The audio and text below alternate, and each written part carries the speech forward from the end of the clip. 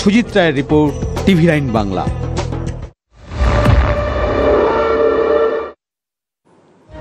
বসন্ত আসছে, তার আগে কি উত্তরে তৃণমূলের ফুল হয়ে ফুটবেন জন বার্লা? তার ফুল বদলকে শুধু সময়ের অপেক্ষা। বৃহস্পতিবার আলিপুরদুয়ারে হাসিমারা সুভাষিনী চা বাগানের মাঠে মুখ্যমন্ত্রীর সরকারি অনুষ্ঠানে পৌঁছে যান বিজেপি নেতা জন বার্লা। তাকে অবশ্য গুরুত্ব দিতে চাইছেন না বিজেপি নেতৃত্ব। চিত্রনাট্য লেখাই ছিল, সেই পথ ধরেই বৃহস্পতিবার মুখ্যমন্ত্রীর মঞ্চে পা রাখলেন জন বার্লা, চা বলয়ের জনপ্রিয় নেতা। বৃহস্পতিবার কালচিনির সুভাষিনী চা বাগানে মুখ্যমন্ত্রী সরকারি জনসভা ছিল। সেই সভায় আমন্ত্রণ জানানো হয়েছিল জন বার্লাকে। এক ডাকে সাড়া দিয়ে দিল্লি থেকে ছুটে আসেন আলিপুরদুয়ারের প্রাক্তন বিজেপি সাংসদ। মুখ্যমন্ত্রী মঞ্চে উঠতেই তৃণমূল নেতাদের সঙ্গে করজোরে প্রণামও করেন। খানিকক্ষণ কথাও হয় মুখ্যমন্ত্রীর সঙ্গে। কি কথা? দিদির সঙ্গে কি কথা হলো জানদা? দিদির সঙ্গে কি কথা হলো? সময় অপেক্ষা করে সবকিছু। কেমন লাগলো? আজকে তো জয় বাংলা বললেন। হ্যাঁ দাদা, আপনি কি কবে হবে সময় আসবে সবাই? তোমার আগে দাদা কি খুশি? আপনি কি খুশি সন্তুষ্ট? এখন আপনি এত প্রকল্প দিয়েছে, তাহলে কি মানুষের কাছে পৌঁছে যাচ্ছে, ওইটাই তো খুশি। রাজ্য সরকারের উন্নয়ন এখন চোখে লেগেছে জনের, সেই উন্নয়নেই তিনি গা ভাসাতে চান।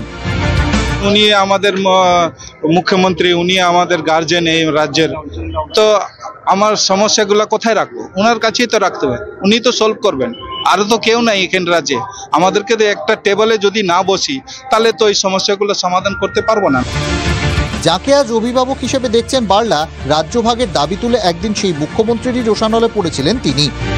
গরিব শ্রমিকদের বস্তির মাঝে জন বার্লার অট্টালিকা সম বাড়িটি দেখিয়ে তৃণমূল কংগ্রেস বলেছিল, ওই দেখো, এই হচ্ছে বিজেপির মন্ত্রীর দুর্নীতির নিশান।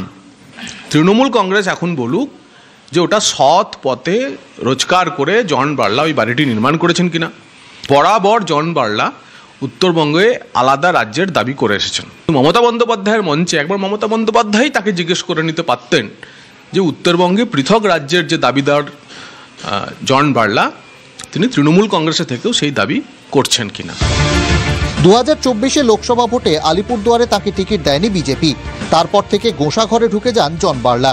লোকসভা এমনকি মাদারিহাট বিধানসভা উপনির্বাচনে দলের হয়ে প্রচারেই নামেননি তিনি। তাতে কিছুটা ধাক্কা খায় বিজেপির ভোট ব্যাংক। বার্লার অভিযোগ, চা শ্রমিকদের সঙ্গে প্রতারণা করেছে বিজেপি। এখানে 100 দিনের কাজও তো বন্ধ হয়ে গেছে, কাজ টাকা পয়সা বন্ধ হয়ে গেছে, প্রধানমন্ত্রী আবাস বন্ধ হয়ে গেছে, তাহলে কিভাবে মানুষ থাকবে বলেন তো? আলিপুরে একটা হসপিটাল আমরা তৈরি করেছিলাম, প্যান্ডেল স্যান্ডেল স্বয়ং হয়ে গেছে, আমার পার্টি ওইটা আটকাইছে, কেন আটকাবে?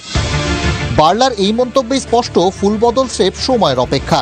আগামী সপ্তাহেই নাকি তৃণমূলে যোগ দিতে চলেছেন তিনি। মানে উনি কে? ভারতীয় জনতা পার্টির 27 অক্টোবর থেকে অদ্যাবধি মেম্বারশিপ হয়েছে, উনি পার্টির মেম্বার নয়। অনেকে চলে গেছে বিজেপিতে এসছে, তাদের বিজেপির খুব লাভ হয়েছে এরকম নয়। অনেকে বিজেপি থেকে অন্য দলে চলে গেছে, তাদের বিজেপির ক্ষতি হয়েছে এরকম নয়। অনেকে আসে অনেকে যায়, রাজনীতিতে চলতেই থাকে, পার্টি তাতে খুব একটা কিছু যায় আসে না, এদের উপরে পার্টি দাঁড়িয়ে নাই। ব্রাত্য একজন মানুষ, তাকে তৃণমূল নিয়েছে, আমাদের বোঝা কমেছে। মমতা ব্যানার্জিও চা বাগানে কিছু করেনি, বিজেপিও চা বাগানে কিছু করবে না। জন বার্লার বিজেপিতেই থাকুক আর তৃণমূলেই থাকুক, লড়াই ছাড়া চা বাগানের শ্রমিক এগোতে পারবে না।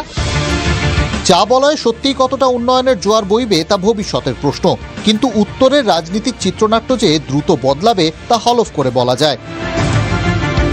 Bureau report, TV9 Bangla.